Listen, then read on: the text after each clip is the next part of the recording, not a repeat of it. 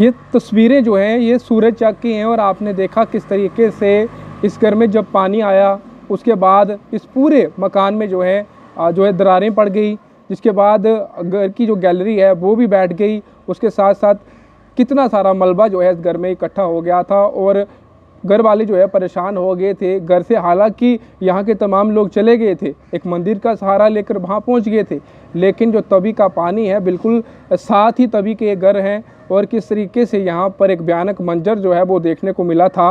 ये परिवार मेरे साथ है जिस वक्त वो पानी आया और मलबा जो है यहाँ पर देखने को मिला। कितना समय लगा मलबा निकालते हुए और जो क्रैक्स इन घरों पर आए हैं, अब इनका क्या होगा, कैसे ये घर बनाया गया था और कैसे इस घर को फिर से जो है तैयार किया जाएगा, ये सवाल हैं। और चलिए बातचीत करेंगे। क्या नाम है आपका? मेरा नीलू शर्मा। जब ये पानी यहाँ पर आया था तो कैसे आप घर से निकले थे और मलबा कितना समय लगा यहाँ घर से निकालते? यहाँ से तो हम लोग बस 12 बजे हम निकल गए थे और 1 बजे यहाँ पानी आ गया था। मंदिर में हम लोग चले गए थे वहाँ पे। उसके बाद मलबा निकालने में हमको कम से कम 6 दिन लगे। 10 मज़दूरों को हमने, पर मज़दूर 600 रुपये लेता था, तो 5 दिन में हमें वो काम ख़त्म करवाया। अभी वो साइड में हमने मलबा रखा हुआ वहाँ पे, अभी वो भी हमने आगे की तरफ करवाना है। आप इसे जो मलबा यहाँ पर आता है, पानी आता है, इसका मेन कारण आपको क्या लगता है कि कैसे यहाँ से जहाँ तक ये पानी पहुँचता है, मलबा पहुँचता है हर बार? मलबा आप तभी देख के आए हुए हैं, तभी की आपने मंजर देखा है अभी कैसे हालत है वहाँ पे। कोई बन नहीं बनाया पक्का, तो हर साल ऐसे ही होता है कि वो ज़मीन खिसकती जा रही है तो तभी हमारे पास आती जा रही है। अगर वो बन जाता है तो ये तमाम लोग सेफ रहेंगे? हाँ बिल्कुल सेफ़ रहेंगे, कोई प्रॉब्लम नहीं होगी। फिर तो हमें सिर्फ चाहिए कि बन हमारा पक्का बन जाए। बन की दिक्कत हो रही है? बन की दिक्कत। और साथ में जो अभी जस्ट इन्होंने पुल बनाया था यहाँ पे, वो ऑलरेडी पुल बन जो बना हुआ था उसको तोड़ के चले गए थे, वहीं से सीधे डायरेक्ट पानी आया है। पीछे से तो आना ही आना था, सामने से भी, फ्रंट से भी पानी आया है। उससे सारा घर हमारा पानी के अंदर था। ये सारा घर डूबा हुआ? पूरा डूबा हुआ था। कितने दिन बाहर रहे? हम लोग कम से कम 5 दिन अपने घर में नहीं रहे। 5 दिन हम लोग मंदिर में सोते रहे, वहीं सोए, हमने खाना पीना सब वहीं पर था। हमारा ये काम चल रहा था यहाँ पे मज़दूरों के थ्रू। आप भी यहाँ रहते हैं? हाँ जी। आपको क्या लगता है, आप भी वही मानते हैं कि अगर बन जाता है तो सब घर सुरक्षित रहेंगे, चैन की नींद सोएंगे? जी भैया, बन जाए तो फिर तो हमको कोई दिक्कत नहीं है। जितना नुकसान होता है ना वो कम होगा। अब जितना बन नहीं है तो उसकी वजह से कितना फ्लड आता है, कितनी मिट्टी आ रही है, कितना गंद है यहाँ पे, सब अंदर आता है। अगर बन हो तो कम से कम थोड़ा तो फ़र्क पड़ेगा ना उससे, कि ज़्यादा पानी नहीं आएगा। आएगा अभी तो थोड़ा ही आएगा ना, ज़्यादा नहीं आएगा। अब जैसे पूरा घर हमारा डूबा हुआ है, पूरा सामान हमारा ख़राब हो गया है, कौन बनाएगा? हमारे घर में कोई जेंट्स भी नहीं है, हम लेडीज़ ही हैं। मेरी सास है, ये मेरी ननद है, मेरी 2 बेटियां हैं, तो उनके पापा भी नहीं हैं। अभी मेरे ससुर जी पीछे एक्सपायर हो गए हैं, 6 महीने हुए उनको। तो भैया कैसे करेंगे? अब उनको भी, सरकार को भी देखना चाहिए ना, कि कम से कम पास में आके इधर देखो तो सही कि कैसे हो रहा है, किस तरफ से पानी आ रहा है, कहाँ से आ रहा है, कम से कम वो तो देखें। वो तो दूर से ही होके चले जाते हैं। दिक्कत तो हम लोगों को है, कल को हमारे बच्चे हैं वो भी तो रहेंगे। हम तो चलो नहीं, जितनी देर हैं वो तो हम है ही हैं इधर, कल के बच्चों को भी तो रहना है, उनके लिए भी तो सेफ्टी चाहिए हमको।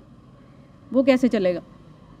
हम तो यही चाहते हैं कि सरकार हमारी यही सुने कि हमको बन बना दे बस। कहते हैं कि पक्का बने, छोड़ के ज़मीन छोड़ा जा सकती है। अब ज़मीन लेना कितना मुश्किल है, कितनी कहते हैं छोड़ के चले? हाँ छोड़ के चले जाओ, फिर हम ज़मीन कहाँ से लेंगे?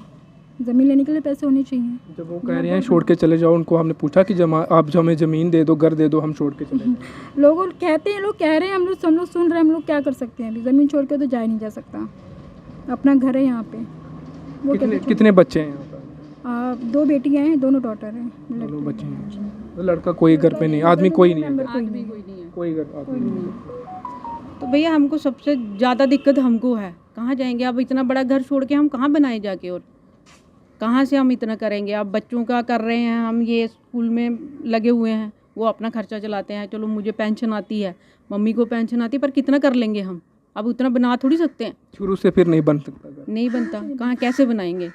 2014 से 2010, अब 11 साल पीछे आ गए दोबारा। अब उसको हमको कैसे रिकवर करेंगे? तब तो भैया भी थे, पापा भी थे, अब तो कोई भी नहीं है।